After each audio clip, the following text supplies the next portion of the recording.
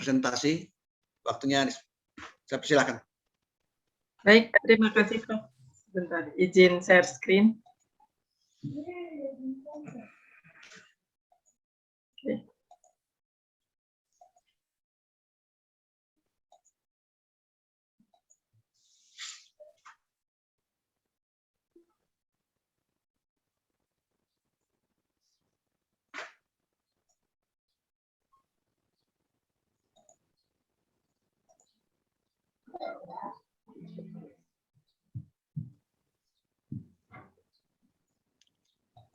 Mohon maaf, sedang loading.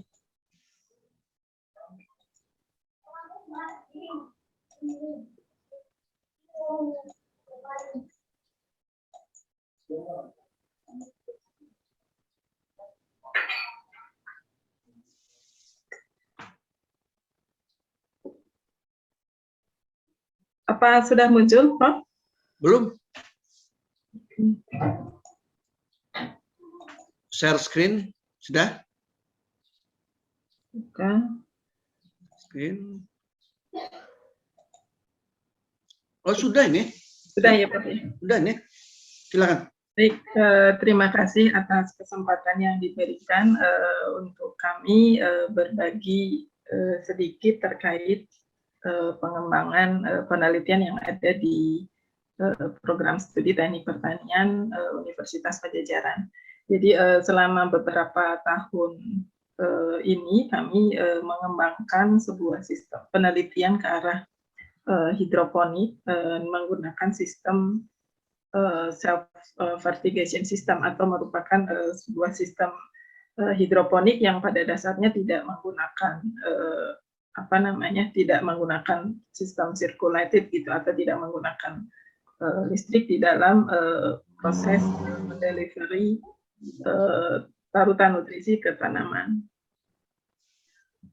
Penelitian ini dilatar belakangi dari perkembangan tren hidroponik yang ada di Indonesia, di mana dari awal hidroponik itu ada di Indonesia sekitar tahun mulai berkembang, kemudian sampai ke sini itu tren minatnya itu semakin banyak, semakin tinggi, terutama pada masa pandemi saat ini. Dan itu tersebar hampir di seluruh wilayah Indonesia. Gambar yang ditampilkan ini menunjukkan sebuah tren terkait hidroponik yang saya ambil dari Google Trend dari tahun 2004 sampai dengan tahun 2001. Dapat dilihat bahwa sejak dari tahun 2014 itu trennya dia mulai naik terus, dan begitu juga mencapai puncak yang sangat tinggi pada tahun 19 sampai dengan 2021 ini, atau dapat dilihat itu bertepatan dengan kejadian pandemi COVID-19. Kenapa? Karena efek dari pembatasan kegiatan masyarakat itu memberikan trigger atau pendorong masyarakat untuk mulai memanfaatkan lahan pekarangan dan juga mulai menyediakan kebutuhan pangannya sendiri di rumah. Kemudian kalau kita lihat dari tren sistem hidroponik yang paling populer di Indonesia, ada beberapa sistem. Ini saya ambil ada sekitar 6 sistem yang banyak dikembangkan. Yang pertama adalah sistem NFT atau nutrient film teknik, kemudian ada sistem drip. Sistem drip ini yang paling awal ya masuk. Kemudian dari sistem drip ini juga mulai dikembangkan ke sistem tetes yang disirkulasikan atau disebut dengan sistem Dutch bucket. Kemudian ada juga sistem deep water culture atau sistem rakit apung yang juga dikembangkan untuk budidaya sayuran dalam skala komersial. Begitu juga dengan sistem deep flow teknik yang memungkinkan pengembangan sayuran hidroponik secara komersial. Dan selain itu juga ada sistem aeroponik yang dikembangkan bukan hanya untuk budidaya sayuran, namun juga dikembangkan untuk penyediaan benih umbi-umbian tertentu yang memang sistem aeroponik ini mampu mendukung produktivitas dalam penyediaan benih tadi. Namun kalau kita lihat dari kesemua sistem yang ada, ini memiliki kesamaan bahwa hampir semua sistem yang dikembangkan di Indonesia itu membutuhkan energi listrik untuk mendelivery larutan nutrisi dari tandon atau dari penampungan nutrisinya menuju ke tanamannya itu sendiri. Nah, di sisi lain, kendala penyediaan listrik yang ada di Indonesia itu memiliki beberapa masalah untuk beberapa wilayah, diantaranya harga yang relatif mahal ya untuk untuk penyediaan produksi tanaman dengan menggunakan listrik. Untuk kebutuhan energi listrik itu kalau dilihat dari produksi sayuran hidroponik itu menduduki peringkat ketiga paling tinggi dalam satu sistem produksi. Oleh karena itu, di sisi lain, untuk beberapa sistem yang banyak dikembangkan di Indonesia untuk produksi sayuran seperti sistem NFT itu sangat bergantung pada listrik, di mana kalau misalnya dia tidak ada listrik, maka tanaman ini rentan untuk langsung drop layu gitu kalau tidak teraliri airnya, karena penyediaan nutrisi pada sistem perakarannya itu dia sangat tipis atau sangat sedikit, sehingga kebutuhan listrik dalam sistem NFT itu menjadi satu kebutuhan yang paling mutlak.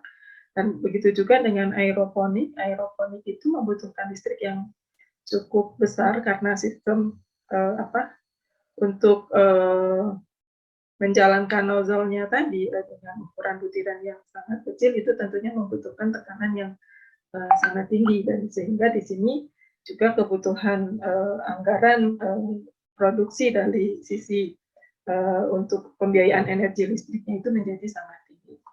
Nah, berawal dari masalah ini mulai berkembang terkait sistem autopot atau sistem self watering system atau juga disebut dengan self fertigation system yang memungkinkan proses budidaya hidroponik itu dapat dilakukan tanpa menggunakan energi listrik. Sistem self watering system ini pada awalnya dikembangkan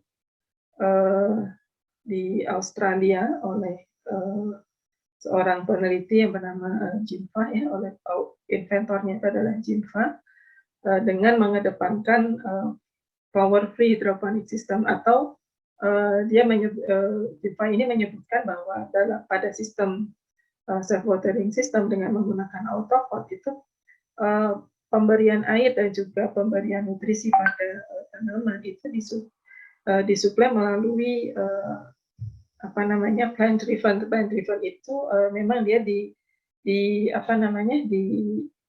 dikerjakan berdasarkan dari proses evapotranspirasi tanaman itu sendiri, sehingga autopot ini mampu menyediakan air ataupun nutrisi dalam jumlah yang tepat sesuai dengan kebutuhan tanamannya itu sendiri. Pengembangan autopot dalam sistem hidroponik itu sudah banyak diterapkan sejak sekitar tahun 2005 dimulainya, dan kini mulai meluas penyebarannya. Pada mulanya dia diterapkan untuk untuk sistem substrat ataupun sistem hidroponik untuk sayuran buah ataupun untuk sayuran buah ataupun untuk sistem buah, dan juga dikembangkan juga untuk sayuran. Selain di Australia juga pengembangan sistem autopot ini juga dilakukan di UK yang dikembangkan untuk budidaya tomat, cabai, dan juga cannabis atau ganja, ya, karena memang kalau di luar negeri sebenarnya ganja itu bisa diproduksi secara legal, berbeda dengan di Indonesia. Nah, Sistem ini kalau saya pernah berkunjung yang ada di Malaysia di Iris ini melakukan kerjasama dengan Autopod Australia untuk budidaya melon pada saat saya berkunjung, melon dan juga sayuran daun yang diterapkan secara luas atau dalam skala komersial. Namun begitu, kalau kita lihat di Unpad juga pernah menguji cobakan sistem Autopod untuk budidaya sayuran daun, kemudian untuk budidaya tomat cherry, paprika, dan juga melon. Pada saat awal kami melakukan proses uji coba, jadi kita lebih banyak mengawali riset pada penggunaan media tanam dari sisi penyediaan media tanamnya. Dari penelitian yang dilakukan bersama tim itu menghasilkan bahwa pada sistem Autopod ini pada dasarnya dia kalau untuk yang sistem substrat itu lebih cocok digunakan untuk yang media tanam lokalnya itu menggunakan arang sekam yang ditambahkan dengan sedikit zeolit. Namun di dalam paparan ini mohon maaf sebelumnya karena saya tidak dapat memberikan data secara rinci dikarenakan dengan produk yang kami kembangkan yang sedang dalam pengajuan untuk paten. Pengembangan sistem Autopod, penggunaan sistem Autopod sendiri ini memiliki satu kelemahan. Kalau dari sisi sistemnya sendiri dia betul-betul hemat energi, bahkan bisa disebut zero power ya, atau power free atau tidak menggunakan listrik sama sekali. Kemudian hemat pekerja dan juga hemat air dan nutrisi, karena air dan nutrisi yang digunakan itu betul-betul memang hanya berkurang hanya untuk memenuhi kebutuhan air tanaman itu sendiri. Namun begitu produk Autopod ini cukup mahal, sangat mahal, dan memang hanya sangat bergantung dari impor ya, karena tidak ada di pasar lokal di Indonesia, sehingga harganya sangat mahal. Sehingga kalau misalnya akan dilakukan penerapan dalam skala besar itu tentunya membutuhkan investasi yang sangat tinggi. Oleh karena itu kami di Unpad mencoba melakukan modifikasi dengan menggunakan bahan yang ada di kita sehingga diharapkan dapat menghasilkan produk dengan prinsip produk kit hidroponik dengan prinsip self-fertigation system, namun harganya dapat terjangkau. Modifikasi awal kami pada Autopod ini pada tahap awal kita cobakan atau kita rancangkan untuk sistem budidaya sayuran daun, di mana sistem Autopod itu sendiri dia bekerja kalau pada Autopod yang UK itu dia bekerja ada satu katup kontrol pengendali. Nah ini juga yang kita modifikasi model katup kontrolnya.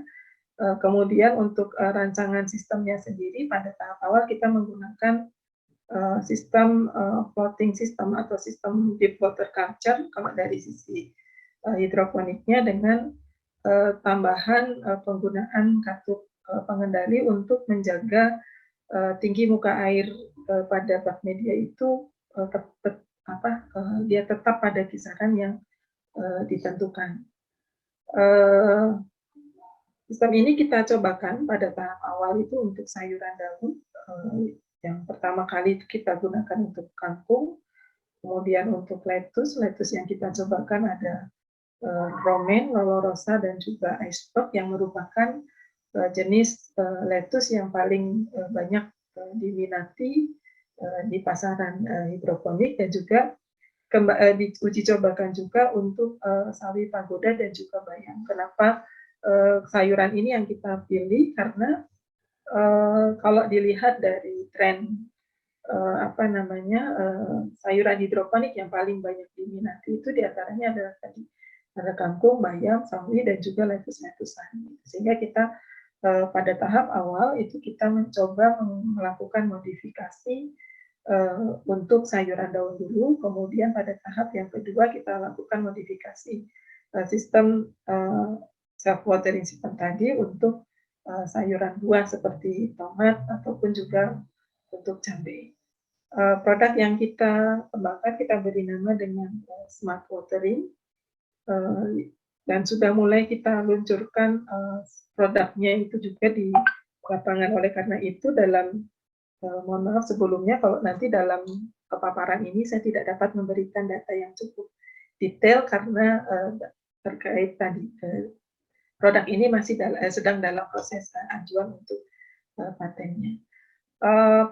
Parameter yang kita amati pada tahap pengujian dari produk diantaranya adalah terkait pertumbuhan tanaman. Kita lihat dari sisi pertumbuhan tanaman, kemudian penggunaan air konsumtifnya, kemudian kondisi larutan, kualitas larutan nutrisi yang digunakan, serta kehandalan sistem berdasarkan nilai efisiensi irigasi, keseragamannya, kemudian keseragaman ini dari sisi keseragaman muka airnya, kemudian dan juga keseragaman pertumbuhan dan juga keseragaman produksi atau hasil panennya. Selain itu juga kita menguji terkait efisiensi penggunaan air yang digunakan.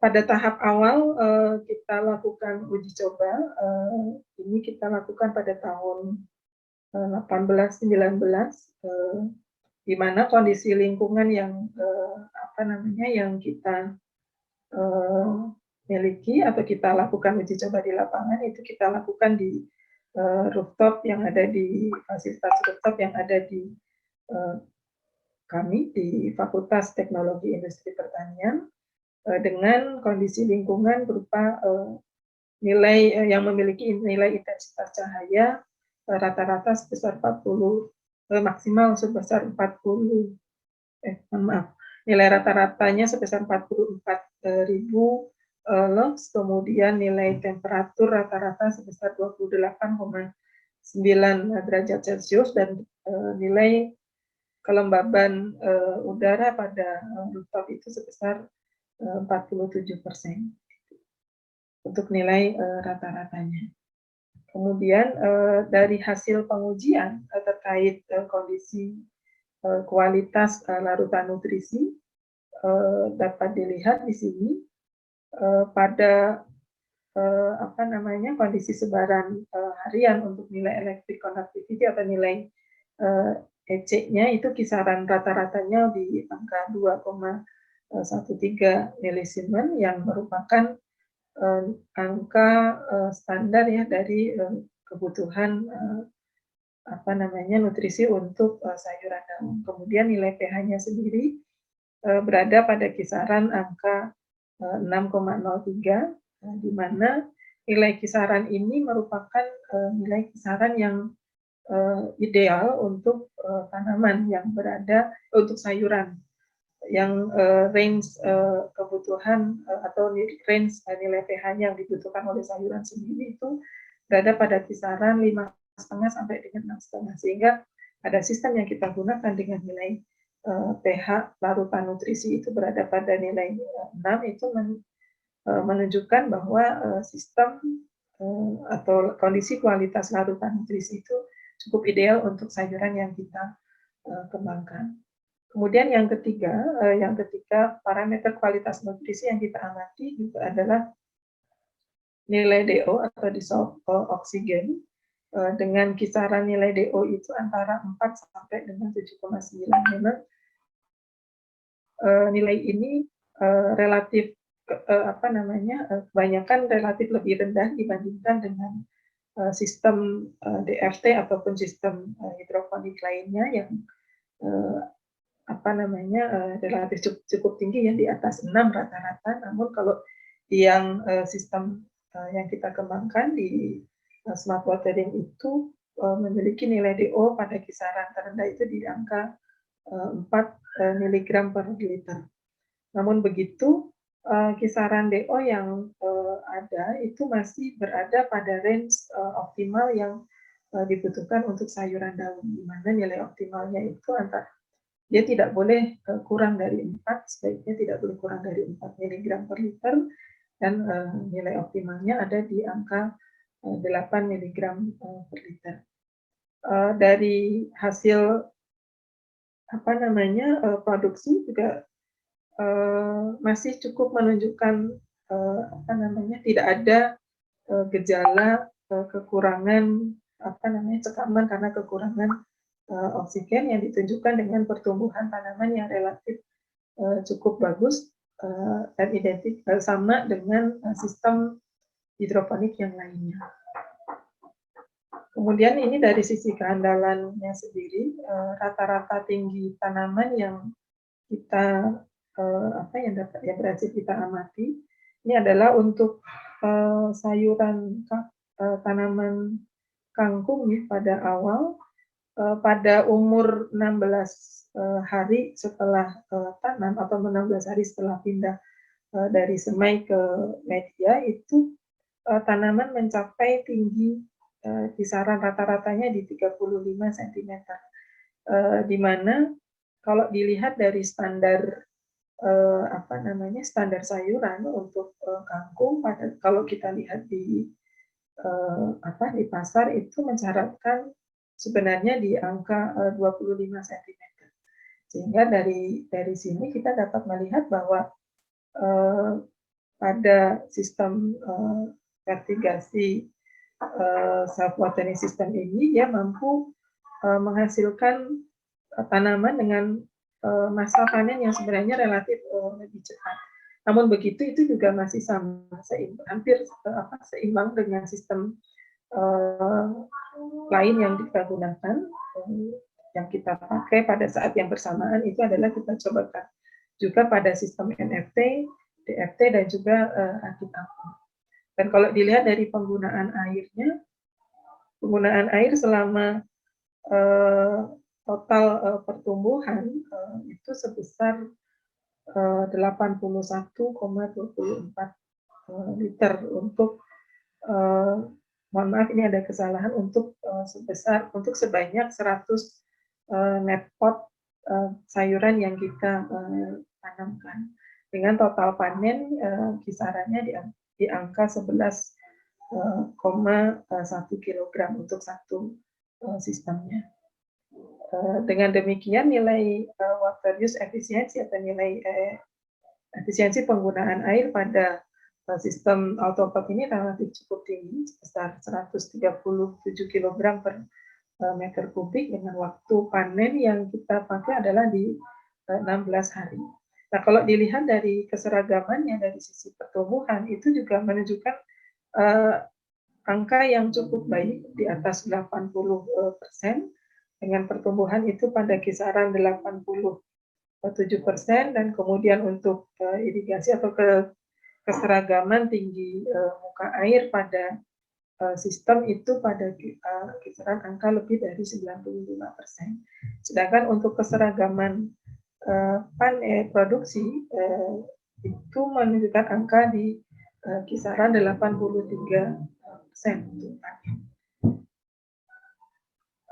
Ini adalah gambaran sistem yang kita gunakan.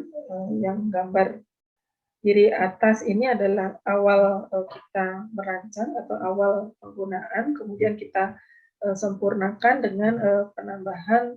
Pada saat awal itu kita tidak valve-nya itu masih belum sempurna, dan kita sempurnakan pada tahun berikutnya untuk katup kontrolnya. Kemudian untuk pengembangan sistem yang lainnya sendiri, kita juga memodifikasi untuk produk yang kita luncurkan, masih menggunakan model yang sama. Selain yang model rakit apung tadi, kita juga mengembangkan satu model atau produk kit yang kita luncurkan ke pasar dalam bentuk untuk target hobi sebenarnya. Jadi bukan untuk yang skala komersial. Dan uji coba yang kita lakukan di lapangan, sistem ini juga dapat fungsikan langsung secara bersamaan menggunakan kultur air ataupun menggunakan kultur substrat pada satu sistem. Kemudian selain itu juga kita lakukan pengembangan riset juga ke arah untuk model sayuran buah dengan pada tahap awal yang kita cobakan itu pada cabai, pada tanaman cabai, sebagaimana dapat dilihat. Jadi pada sistem ini dari tandon menuju ke bucket tanaman itu ada satu kita pasang satu katup untuk mengontrol tinggi level air pada setiap sistemnya itu dijaga rata. Pembelajaran yang dapat kita ambil dari penelitian terkait pengembangan sistem self-watering system ini diantaranya adalah bahwa kondisi larutan nutrisi yang kita cobakan itu menunjukkan nilai kualitas EC, pH, ataupun DO yang masih dapat ditoleransi oleh tanaman meskipun sistem irigasi itu tidak menggunakan aerasi ataupun juga tidak disirkulasikan. Kemudian sistem smart watering sendiri itu terbukti dapat digunakan dengan baik pada budidaya sayuran hidroponik tanpa menggunakan energi listrik untuk mensirkulasikan larutan nutrisinya. Barangkali itu yang dapat kami sharekan ke dalam forum ini. Untuk selebihnya mungkin lebih banyak dalam diskusi karena terus terang karena ini masih dalam tahap ajuan paten, jadi saya tidak dapat men-sharekan beberapa data yang kami miliki secara detail. Barangkali itu Prof. Rustom. Baik, terima kasih Bu Sofia. Saya persilakan pada peserta Zoom ini untuk memberikan komentar atau pertanyaan. Saya persilakan. Silakan.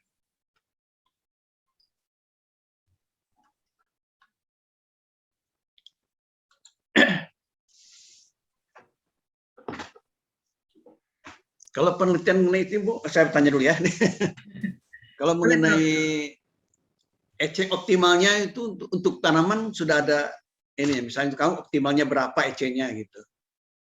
Sudah, kita menggunakan standar yang digunakan ya, Prof. Jadi kalau untuk sayuran itu maksimalnya itu ada di 2,5 sebenarnya. 2,5 optimalnya untuk sayuran dan.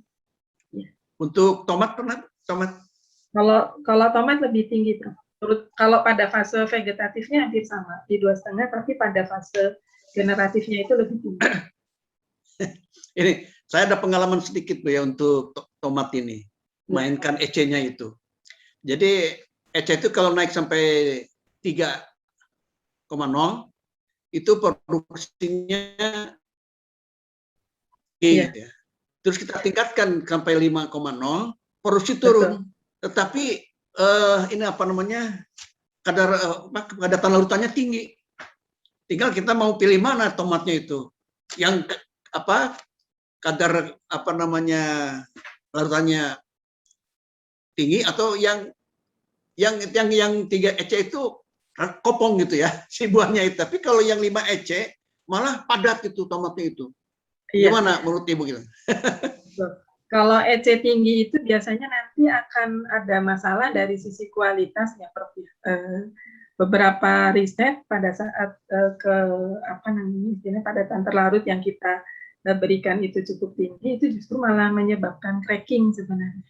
Yeah. Nah, kalau itu sampai terjadi cracking, itu justru menurunkan kualitas buahnya, sehingga kita perlu membuat memberikan acuan nutrisi yang diberikan itu pada standar sesuai dengan standar fasenya terutama. Kalau tomat kalau nggak salah itu kisarannya di 3,5 untuk yang generatif itu sudah cukup. Menurut saya untuk kan kita ingin temennya yang padatan terlarutnya itu tinggi ya Bu ya. Kalau untuk dimakan itu daripada yang kopong gitu ya. Iya. Kalau kopong itu maksudnya barangkali itu lebih ke jenisnya ya, Prof. Ya. Oh gitu ya. Ya, kalau misalnya, karena kalau yang saya pakai, saya menggunakan beberapa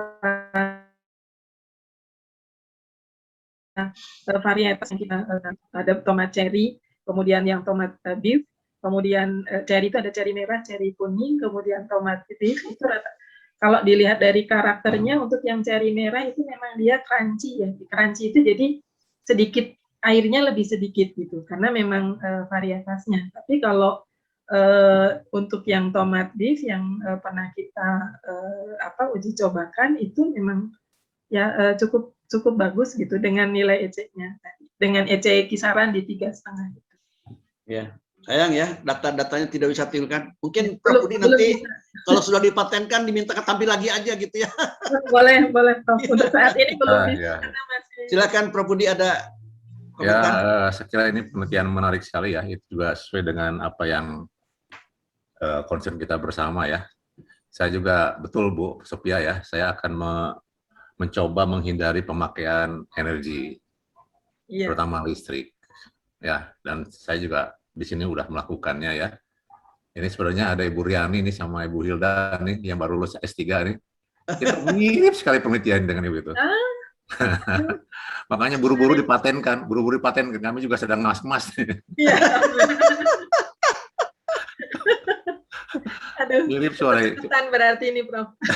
Ya memang begitulah. Duluan aja lah patennya gitu. Tapi tidak sama pasti kan. Kalau penelitian independen pasti tidak sama ya. Iya. Tapi kalau penelitian sama-sama ya pasti sama. Independen ada beberapa perbedaan. Cuman kami namakan di sini bukan auto, tapi apa namanya evapotranspirative irrigation. Evapotranspirative irrigation. Jadi irrigation dengan sama prinsipnya. Ya. Dengan driving force-nya itu adalah evapotranspirasi tanaman. Betul. Jadi itu kan scientific-nya ya. Nanti mana Bu Riani komentarnya? Ada. Ternyata banyak temannya berarti saya. Banyak. Inilah untungnya kita bertemu. Nanti kita bisa sama-sama kerja ya. Ya betul. Cuman orientasi kami sebenarnya paten ini bukan untuk publikasi atau komersial. Kami hanya jangan sampai ada orang yang mengklaim gitu aja sebenarnya ya. Kenapa? Ya karena IPB kan sama sekali yang lainnya. Kita kan public institution ya yang dibayar oleh masyarakat, dananya dari APBN ya. Tapi terserah IPB sih nanti ya. Mau dipasang terserah. Ya, kenapa kami agak karena kebetulan di akhir penelitian itu kami mendapatkan hibah untuk hilirisasi produk. Jadi ada ininya sehingga memang akan dikomersialkan. Harus. Itu kan terserah institusi ya. Kalau kami peneliti kan nggak mungkin ngurusin sampai ke situ ya. Kita harus penelitian lagi kan. Dapat paten lagi yang baru kan itu ya. Saya kira betul ya.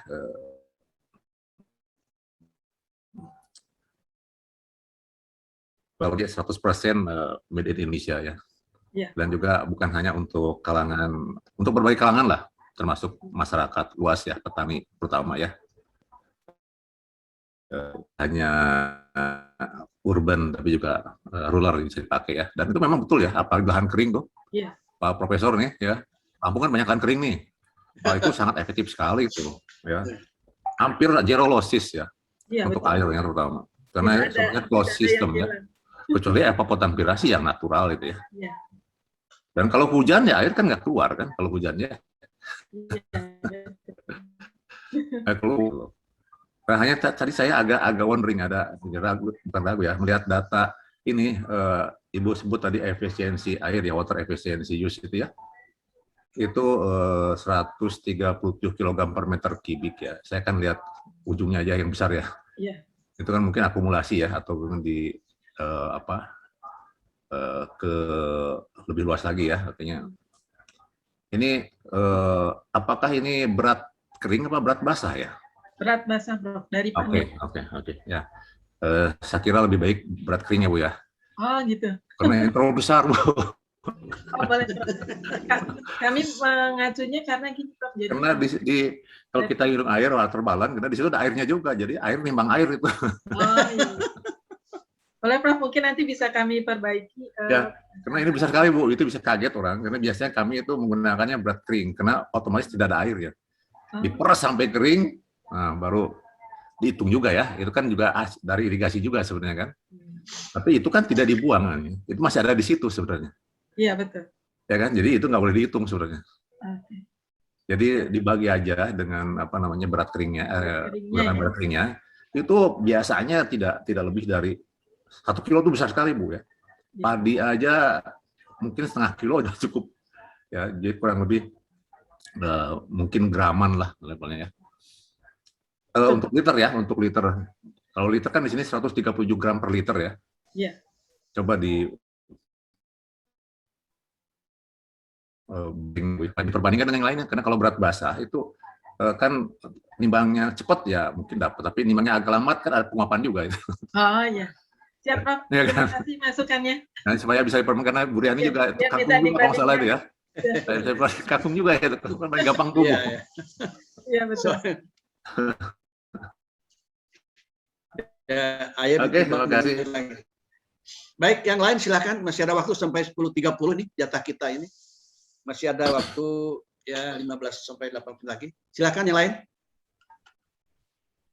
Teman-teman dari mana ini? Ini saya ada juga mengundang dari UNS Satya Wacana. Muncul tidak ya? Secara Komariah. Mana Komariah nih? Ya, Prof, di absen aja, Prof. Ya.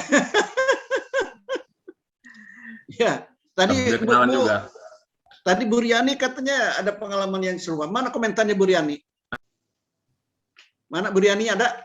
Hadir Pak, ada. Oh iya. Ya, menarik sekali penelitian dari Bu Sophia Dwi Ratna. Jadi sambil menyimak paparannya Bu Sophia tadi, sambil masih belajar juga Pak. Jadi wah ada pembanding dari hasil penelitian saya dan juga hasil penelitian dari Bu Sophia. Sama-sama juga saya juga menanam kangkung dan juga sebelumnya juga pernah selada Bu.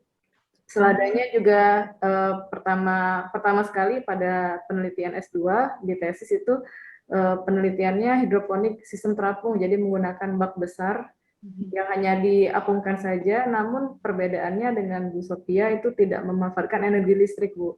Jadi memang hanya di bak besar dan ya alamiah saja, natural saja, jadi setiap airnya berkurang itu mungkin 2-3 kali penanaman baru diganti, di leaching, terus ditambah air lagi gitu. Nah, jadi alamiah saja.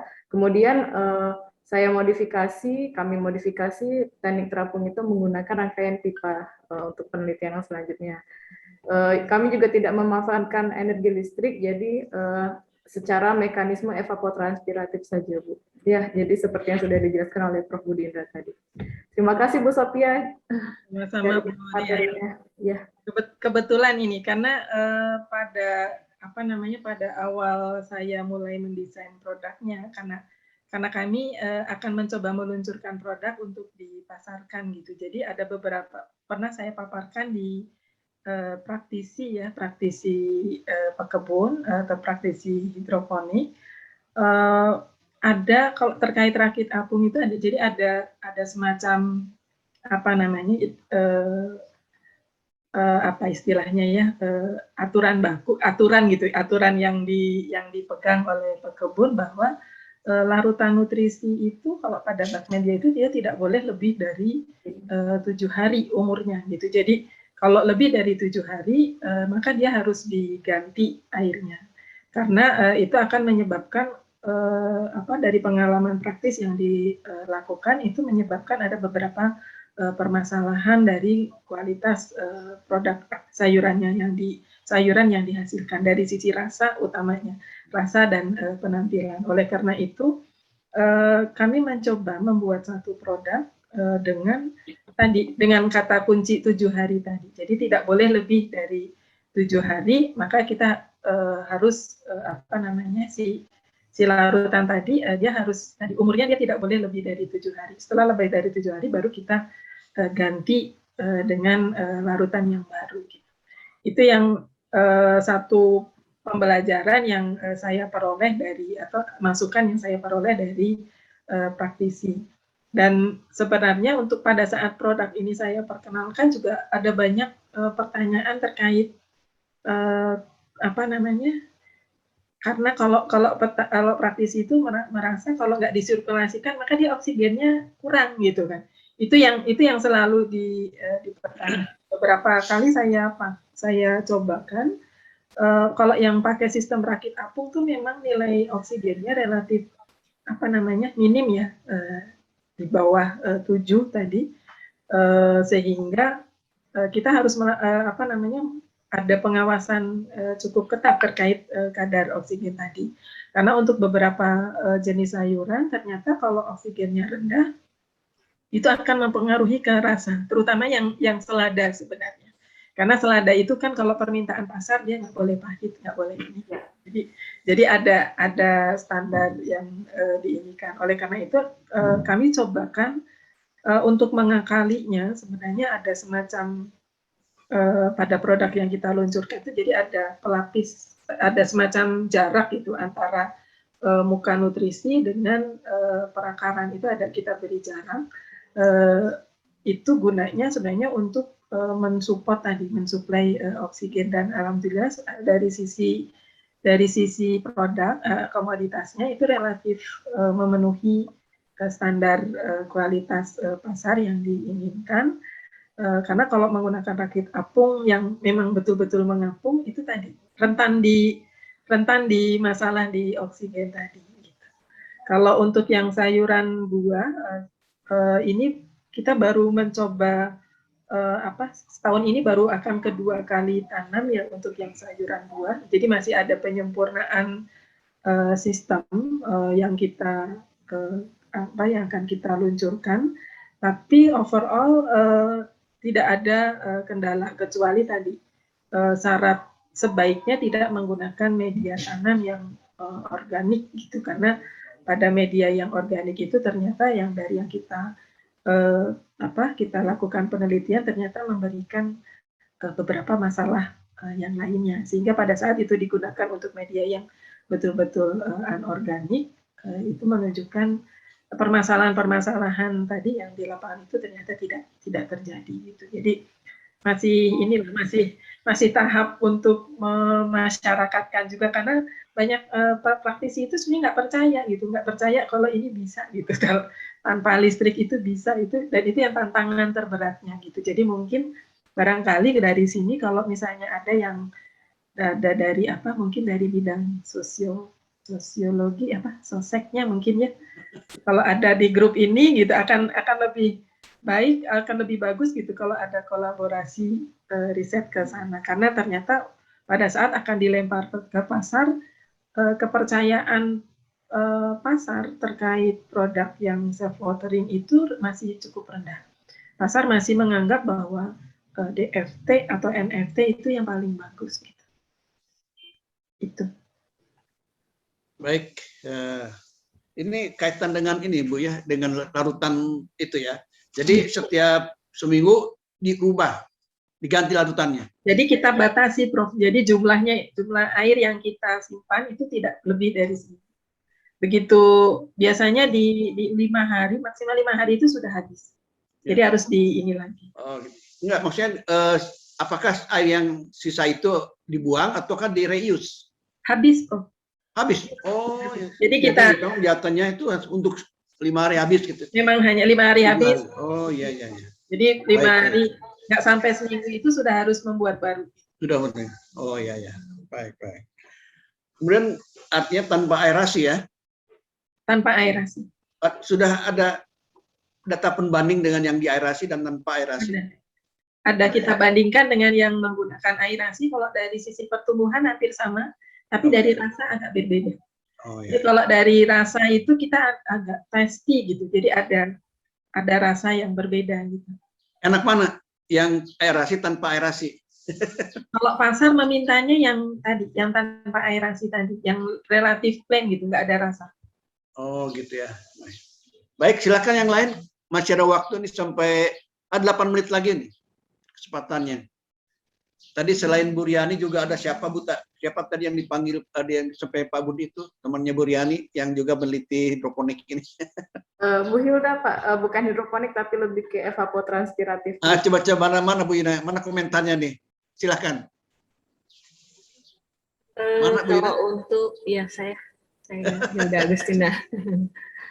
Produknya agak berbeda Pak, karena produk saya adalah tanaman padi yang saya modifikasi bukan hanya satu kali musim tanam. Saya mengkombinasikan metode budidaya SRI dan Salibu. Jadi musim tanamnya itu lebih dari 2 kali. Jadi dengan menggunakan satu benih itu satu pembenihan itu dan pembibitan itu bisa panennya berkali-kali. Sekarang sudah mencapai 331 hari dan masih menghasilkan panen. Metodenya sama, tapi ini dalam pengajuan, jadi saya publikasinya belum publish, dan juga dalam pengajuan paten, jadi belum berani ngomong lebih jauh Pak, mohon maaf. Pakai racun ya Bu Hilda atau gimana? Bukan, Salibu Bu. Jadi racun itu mulai tahun 2015 itu sudah dimodifikasi yang dinamakan namanya Salibu. Salibu. Iya, Salibu. Salibu itu salin ibu. Jadi pertama kali dikembangkan di tanah datar Padang tahun 2015, bahkan di situ sudah panen sampai 4 kali. Cuma ada beberapa hal yang akhirnya saya pelajari ke sana, saya perbaiki waktu pengujian di sini, dan memang setelah diuji, sebelum saya menguji itu ada beberapa kegagalan yang akhirnya saya temukan juga permasalahannya kenapa tidak bisa diaplikasikan di daerah yang lain. Jadi akhirnya bukan hanya satu yang saya temukan, lebih dari satu. Mungkin nanti aja penyampaian sangat menarik hasil yang saya temukan. Untuk padi Bu Hilda. Iya. Karena kebetulan kami juga ditantang ini untuk salah satu tipe produk kami yang model yang tadi, yang rakit apung tadi, itu ditantang untuk dimodifikasi untuk ke pengembangan padi sebenarnya. Jadi, dan itu yang belum saya jawab gitu. Pada dasarnya kalau saya mengacu yang di produk yang diluncurkan oleh Autopod yang Australia, pada saat saya berkunjung ke lab mereka itu mereka mengujikan bisa untuk padi gitu. Jadi bagaimana kita memodifikasi tadi untuk tanaman padi sebagai pengembangan. Jadi tidak lagi menanam padi itu di sawah gitu, tapi menggunakan kit tadi.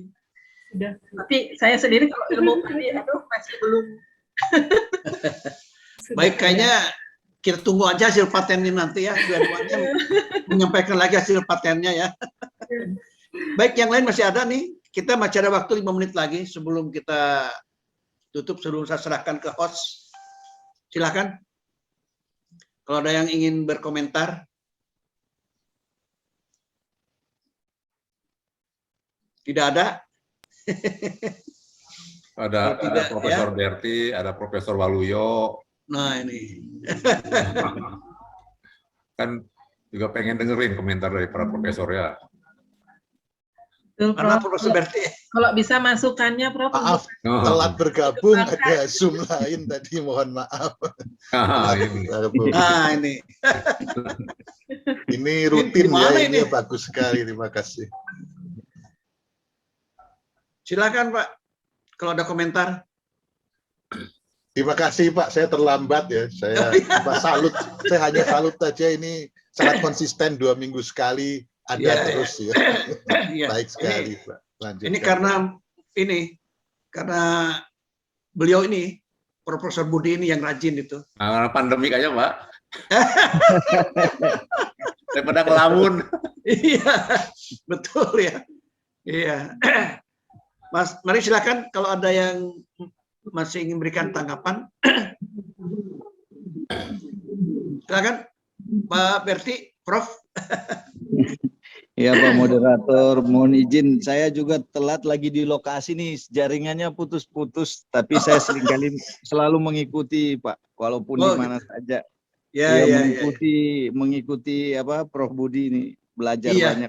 Kita Prof Budi itu senpai kita semua. Iya, mulai dari lab Pak, saya bimbingannya Prof Budi.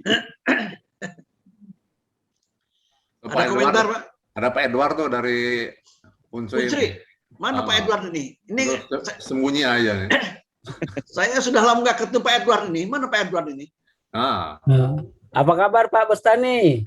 Baik-baik saja. Lalamuna basloho, basodisiko. Udah mana lama komentarnya Pak Edward? Udah lama tidak mendengar cekaman airnya Pak Bustami. Sekarang lagi tercekam karena pandemi ini. Iya. Minggu lalu udah dengarkan Pak Bustami. Ya. Sudah lama nih nggak ketemu di Perteta ya Pak Edwan? Iya, Pertetanya juga ini gimana buntu Perteta ini. Iya. Saya udah minta Perteta ngadakan seminar nasional kayak orang-orang webinar itu. Jalannya buntu semua. Nggak ada kemauan gitu. Jangan begitu Bukan. Kita juga sama-sama Perteta, saling membangun lah. Pak Bustami, karena semua saran itu semuanya mentah, sulit semua, tidak ada jalan penyelesaiannya. Saya tuh tertarik cerita dengan ini, ada kemarin dapat WA, ada nenek-nenek mau ngambil 100.000 uang di kasir, terus ditolak oleh teller karena 100.000 itu ngambilnya di ATM gitu. Nah, terus dia tarik duitnya 30 juta dari tabungannya itu. Nah, setelah itu diambilnya 100.000, sisanya ditabungkannya kembali. Nah, harusnya kita berpikir begitu kan Pak Bustami, bahwa jalan itu tidak ada yang buntu gitu. Oh ya. Nah, sekarang kalau kita selalu berpikir buntu, ya ini akibatnya kita tidak punya upaya lagi gitu. Itulah keluhan dari Palembang. Tapi kembali ke topik diskusi, ada pertanyaan atau ada komentar? Belum ada Pak Bustami, ngikuti aja. Baiklah, Pak Budi. Saya kembalikan ini ke Bu Riani, ke host. Banyak dari saya. Halo. Silakan. Silakan. Boleh saya komentar? Rupanya hostnya udah berubah ini ya. Tadi perempuan kok sekarang jadi laki, ada perubahan ini. Ya, ini baru tadi saya masuknya pas presentasi Bu Susilawati. Ya. Jadi Sabtu ini harusnya libur kita Pak, tapi kayaknya malah sibuk banget gitu ya. Ini meeting, berapa kali meeting ini tuh. Ya, saya kira menarik sekali tadi presentasi dari Bu Sophia. Terima kasih banyak ya. Sebelumnya juga ada Bu Susilawati. Saya kira ini mendapat wawasan baru begitu. Cuma satu hal nih Bu Sophia atau Bu Hilda sama Bu Riani yang sudah pengalaman dengan ada istilahnya evapotranspirative irrigation, ada istilahnya autopot atau self fertigation, ini saya kira sangat menarik begitu. Cuma satu hal yang paling penting menurut saya, keefektivitasan sistem ini itu mungkin daerah-daerah kering itu akan luar biasa begitu ya. Tapi kalau daerah-daerah yang tinggi hujannya sangat tinggi seperti di Bogor, karena saya juga coba itu jadi kurang efektif gitu, karena justru misalnya begini, kita misalnya ingin beri irigasi di siang hari begitu sesuai dengan kebutuhannya, tetapi sore hari ternyata hujan gitu, hujannya sekali begitu. Nah ini kan berarti dalam satu hari terjadi irigasi dan hujan secara bersamaan, sehingga tidak efektif lagi, sehingga perlu diatur tidak hanya irigasi tapi juga sistem drainasenya begitu. Jadi saya sedang juga mengembangkan riset kecil-kecilan begitu, bagaimana kita hanya melakukan vertigasi. Kalau vertigasi itu berarti kan irigasi plus ventilasi pemupukan gitu ya, secara langsung. Saya kira sangat menarik juga. Saya coba tanaman melon sekarang Bu Sophia ya. Ya pengembangan dari sini juga sebenarnya ya. Cuma nanti kita lihat hasilnya ya. Ini satu lagi Pak, ini ide Pak Budi juga sebenarnya ya. Kalau tadi ada evapotranspirative irrigation, ada self fertigation, ini ada lagi pocket fertigation Pak Budi ya. Itu nanti kita pocket fertigation. Oh, pocket ya. Pocket ya, nanti kita lihat lah. Mungkin menarik juga sih. Saya sedang teliti begitu. Insya Allah tahun ini ada publikasinya lah, mudah-mudahan nanti bisa. Nah kebetulan tadi pagi itu dimonitor gitu, gimana pocket verification-nya gitu. Jadi saya tadi sempat terlambat karena mengikuti monitor dulu gitu. Saya kira itu mungkin komentar singkat saya. Jadi ya itu, saya kira memang kalau kita punya lahan kering, metode-metode ini sangat efektif menurut saya, sangat efektif dan sangat useful lah buat masyarakat begitu. Oke, mungkin saya itu, saya nggak tahu ini saya jadi host atau masih sama nih Bu Riani. Kita sudah lewat 2 menit. Harusnya hari ini tuh Pak Budi Kartiwa ya. Memang ini Pak Eko orang-orang pemerintahan kan sibuk banget, jadi tahu dipanggil Pak Menteri Pak Budi, jadi suruh pergi ke Manado atau kemana gitu. Hari ini beliau nggak bisa, alhamdulillah Bu Sofia bisa menggantikan. Terima kasih banyak nih Bu Sofia, Jajakan juga mau menggantikan. Jadi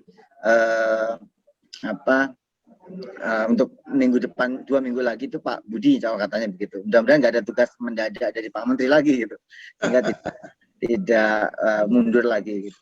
Cuma kita baru satu pembicara, mungkin kalau ada yang ingin sharing ya hal-hal yang berkaitan dengan topik kita, saya buka ya pintu selebar-lebarnya untuk kesediaan Bapak Ibu sekalian menjadi narasumber atau pembicara gitu.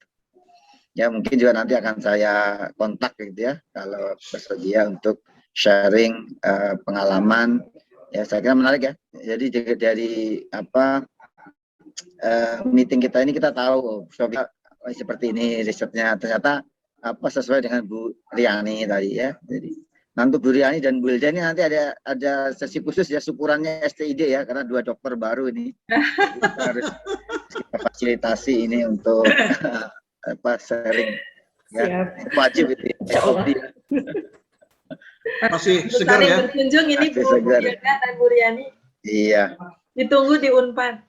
Mungkin 4. Baik, saya kira itu Pak Budi mungkin ada yang mau sampaikan lagi Pak Budi yang kita ini bisa ambil alih aja. Ya, terima kasih Pak Husnul.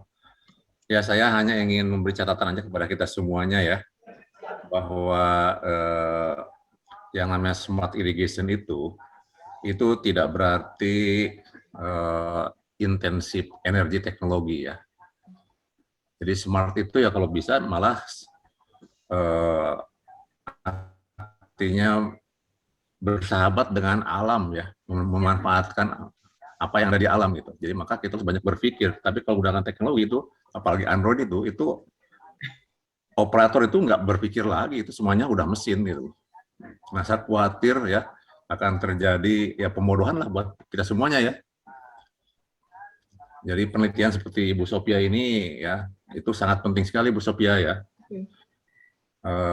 Apalagi kalau kita ke lapangan ya, yang tidak ada listriknya gimana gitu ya. Iya betul Pak. Ya, padahal itulah kenyataannya. Saya tuh pengennya itu di NTT Pak Husnul ya. Kalau ada teman-teman di NTT, ada nggak teman di NTT di sini? Saya ingin ada dari Politeknik Kupang kayaknya ada nih. Saya akan berikan bagaimana itunya, desainnya, kemudian dipraktekkan di sana gitu Pak Husnul. Ada nggak dari NTT? Ini sedang ada Ada Pak.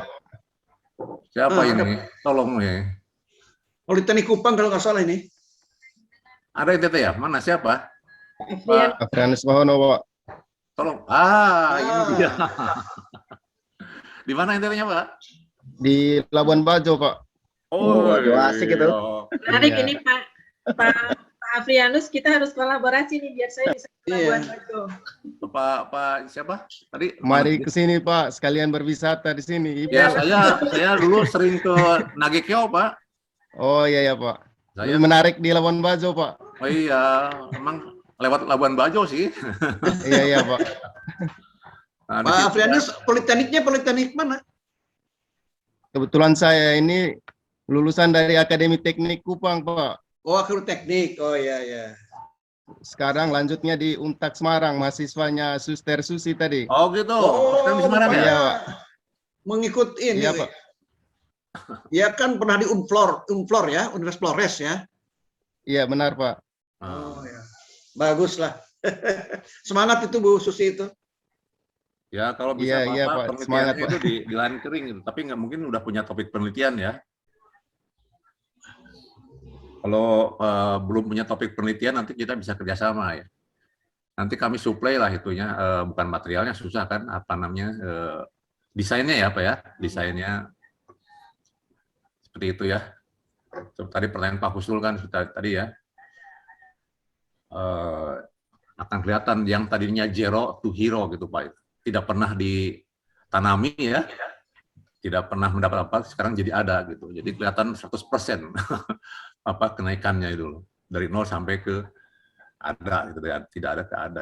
Nah itu cari lahan-lahan yang tidak bisa ditanami dengan sistem pot ya seperti itu kan, nggak usah membuka lahan lagi Pak, nanti dengan sawah itu nggak usah bikin sawah lagi, kita capek bikin sawah itu, garuk lagi, irigasi lagi, ya kan? Nggak usah buka lahan baru lagi. Nggak usah, kita tanam di atas atap juga bisa.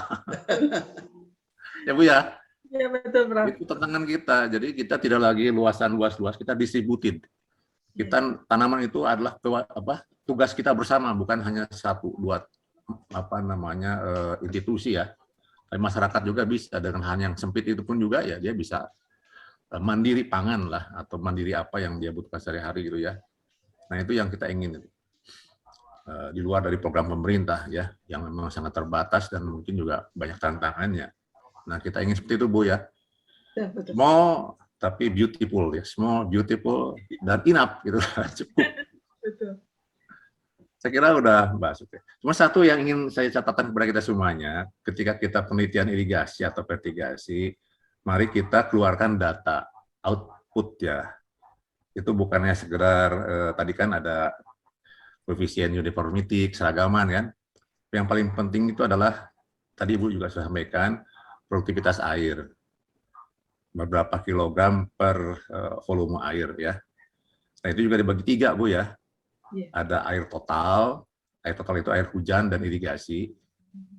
Ya, kalau di luar kan. Kemudian ada air irigasi saja. Ya. Karena itu yang berbayar kan, air irigasi saja yang berbayar. Kemudian evapotranspirasi dibagi dengan evapotranspirasi 3 ya.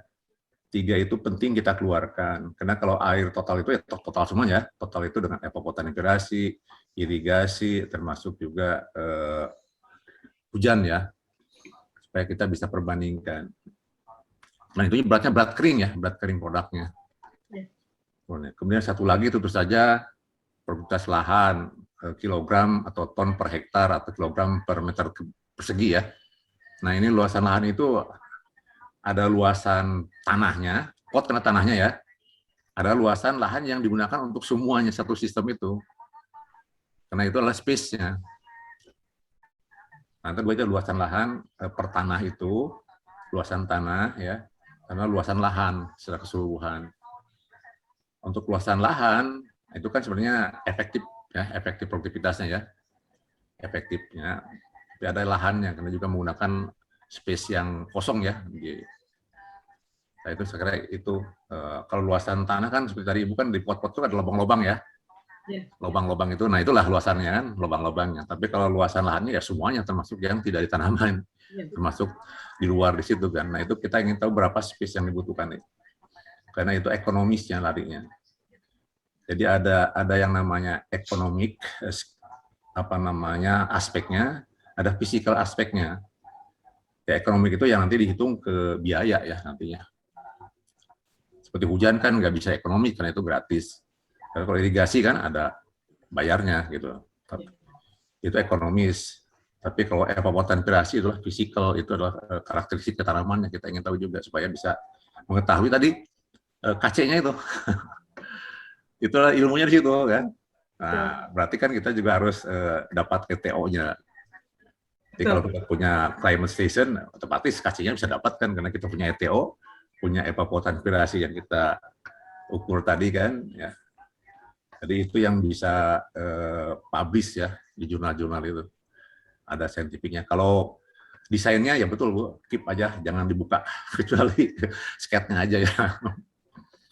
Teknologinya aja kalau udah dipatenkan. Kalau mau dipatenkan, tapi kalau mau di public property ya buka aja. Ya, supaya segera karena paten itu 2 tahun Bu. 2 tahun Ibu baru melihat tuh di lapangan.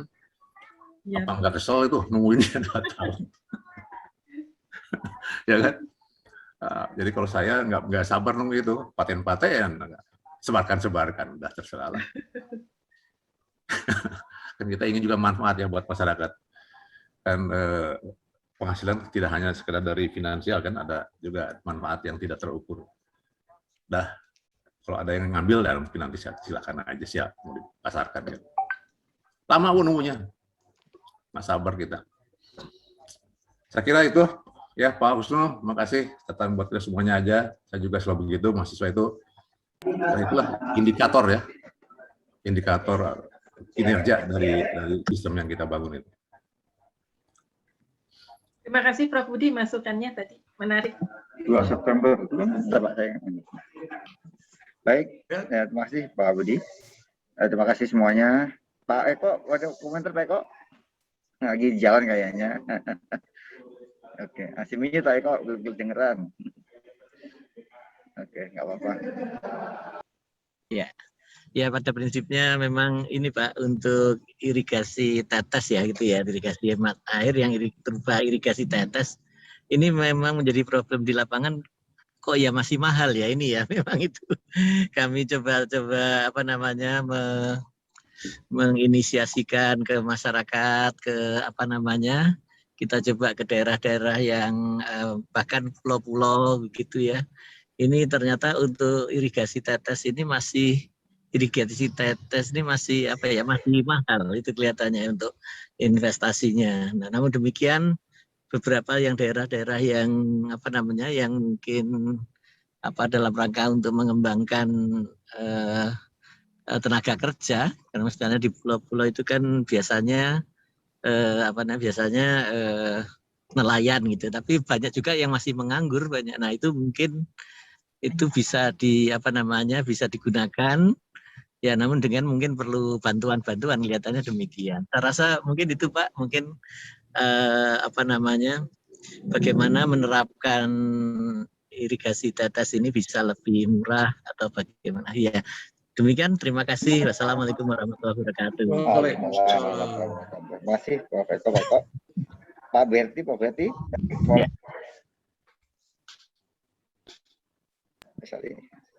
Mungkin singkat saja.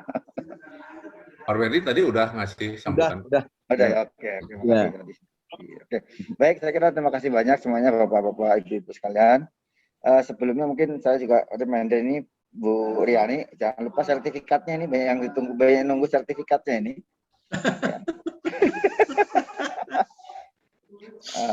Kalau di grup samping itu satu sertifikat 50.000 katanya gitu. Ada kita enggak ya. Baik, terima kasih banyak ini Bapak Ibu sekalian atas partisipasinya aktif ya selama ini. Alhamdulillah acara kita masih bisa berjalan rutin setiap 2 minggu sekali ya dengan peserta naik turun ya, tapi saya kira kita masih produktif, aktif begitu.